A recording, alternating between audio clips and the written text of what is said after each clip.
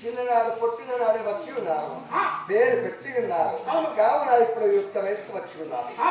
మా యొక్క తగిన మా సావిత్రికి తగిన సంబంధం చూసుకొని రావాలని నా కోరిక.